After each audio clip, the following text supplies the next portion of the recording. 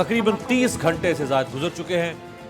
पाकिस्तान के कौमी आम इंतखाबात, कौमी असम्बली के चारों सूबाई असम्बलियों के 30 घंटे से ज़्यादा गुजर चुके हैं। 2018 के इलेक्शन, 2013 का इलेक्शन, 2008 का इलेक्शन, 2002 का इलेक्शन, जो इस सदी का के 4 इंतखाबात हुए, आम इंतखाबात जो हमारे सामने हैं। इसके अलावा ज़िमनी इंतखाबात कई हुए हैं, लोकल गवर्नमेंट इलेक्शन हुए हैं 3 दफ़ा इस सदी के अंदर, 4 दफ़ा बल्कि। हमने कभी ऐसा नहीं देखा कि 30 घंटे से ज़्यादा वक्त गुजर जाए और उसके बावजूद, यानी 30 घंटे गुजरने के बावजूद इंतखाबी नताइज कंसोलिडेट होकर सामने ना आ पा रहे हों। हुकूमत साजी की बहस तो तब शुरू हो पाए जब इंतखाबी नताइज सामने आ पाएँ। ये तो कौमी असम्बली की सूरत हाल ही है। सूबाई असम्बलियों के नताइज भी अभी तक काफ़ी हद तक इब्हाम का शिकार हैं। मेरे साथ जो मेरे 4 साथी मौजूद हैं, मैं उनका तारुफ आपसे करवा दूँ। रिजवान जाफ़र साहब मेरे दाएं जानिब हैं, उनके साथ तंजीला मदर साहिबा है, मुसलसल टेलीफोन पे मसरूफ़ हैं। आप इनको दिखा भी सकते हैं, भले इन्होंने फ़ोन इस्तेमाल करना है वो नहीं छोड़ेंगी। मेरे बाएं जानिब में सना हाशमी साहिबा और उनके साथ हैं हमारे इंतहाई खूबसूरत हुसैन थेबो साहब। थेबो साहब के जो रिपोर्टर्स हैं फील्ड में, वो हमें ऐसी ऐसी मालूमात हमें पहुंचा रहे हैं कि जिनसे हमारी मालूमात में बहुत इजाफा हो रहा है। मामला कैसे चल रहा है? को बुला रही थी इसलिए मैंने कहा आपने कह दिया फोन इस्तेमाल कर, तो वो नहीं चले शी इज जॉइनिंग अस। कोई तकल्लुफ वाली बात नहीं है। ये जीटीवी के रिपोर्टर बहुत एक्टिव हैं सर, बहुत एक्टिव है।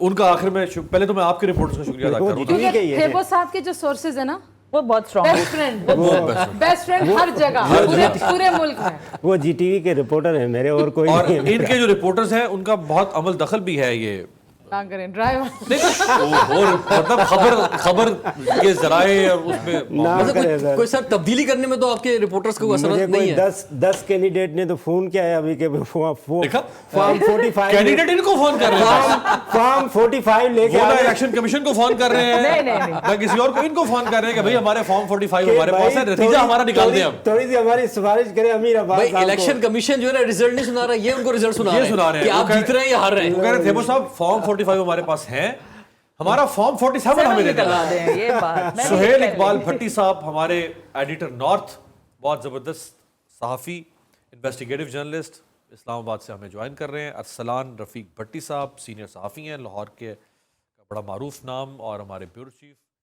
लाहौर से अरसलान रफ़ीक भट्टी साहब भी हमारे साथ मौजूद हैं।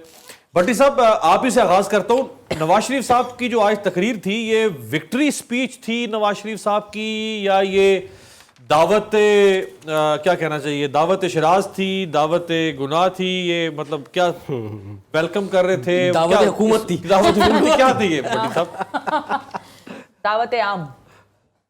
बहुत शुक्रिया जी आपका।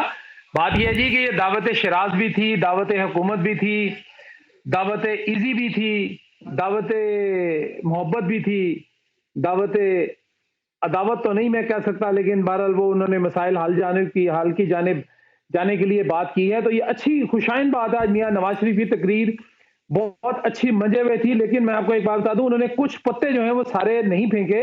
उन्होंने 52 पत्तों में से 4 पत्ते जो हैं अपने पास रखे, जो मेन पत्ते थे। अच्छा, वो आहिस्ता आहिस्ता उसको जो है वो आगे करेंगे।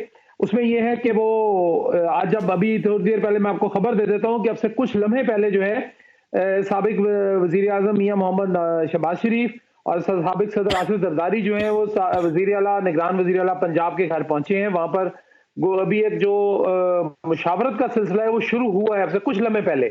उसमें जाहिर है हुकूमत साजी की बातें होंगी, गिले शिकवे होंगे, बाकी चीजें भी होंगी। जब सियासतदान मिलते हैं तो सियासी बात जरूर होती है। उसमें अब मामला यह है कि कोर्ट जो गेंद है वो साबिक सदर आसिफ जरदारी के कोर्ट में है कि वो ईवान वजीर आजम का इंतखाब करते हैं या ईवान सदर का इंतखाब। भट्टी साहब, ये बड़ी आपने बड़ी अहम खबर भी है और खतरनाक खबर भी है, इसलिए क्योंकि अगर दोनों कहीं और मिले तो उस मुलाकात के मानी कुछ और हैं, लेकिन दोनों अगर मोहसिन नकवी के साथ मिल रहे हैं जो कि डील ब्रेकर, डील मेकर, उनके ताल्लुकात इन दोनों के साथ भी हैं, और उनके ताल्लुकात इन दोनों के अलावा थेबो साहब के साथ भी तो ये खतरनाक बात है या ये खुशाइंद बात है?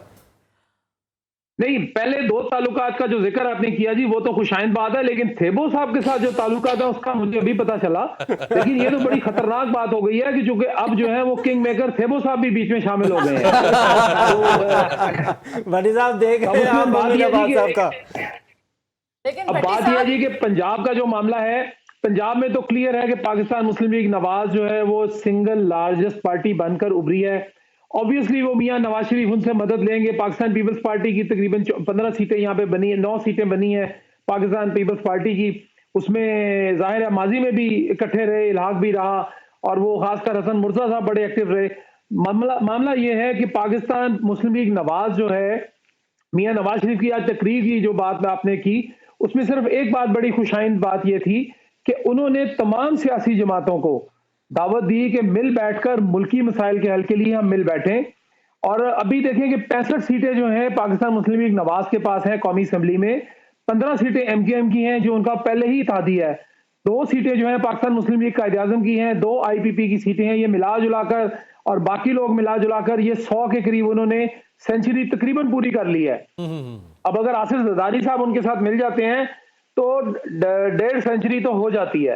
बाकी थोड़े से लोग हैं आजाद, 30 ऐसे लोग हैं जो मैं अभी कैलकुलेट कर रहा था, देख रहा था हमारे पास। भट्टी साहब, मैं बल्कि हमारी जो कि स्क्रीन पे चल रहा है तो मैं उसको दोहरा भी देता हूं।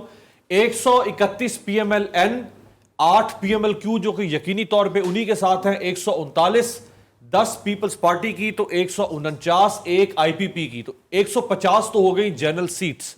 रिजल्ट मिला देंगे तो हुकूमत बन जाएगी। ये पंजाब की बात आप कर रहे हैं ना? जी। जी, पंजाब में तो देखें जी, मुस्लिम लीग नून को कोई मसला नहीं है हुकूमत बनाने में, लेकिन मरकज में थोड़ा सा मियां नवाज शरीफ को भी ये कल पता चला कि जब रिजल्ट्स रुके, सारा कुछ हुआ, तो मरकज असल मामला है कि मरकज अगर इनके पास रहेगा तो ही पंजाब चलेगा ना। खाली पंजाब तो मरकज के बगैर नहीं चल सकता, और मरकज भी पंजाब के बगैर नहीं चल सकता, पंजाब मरकज के बगैर नहीं चल सकता।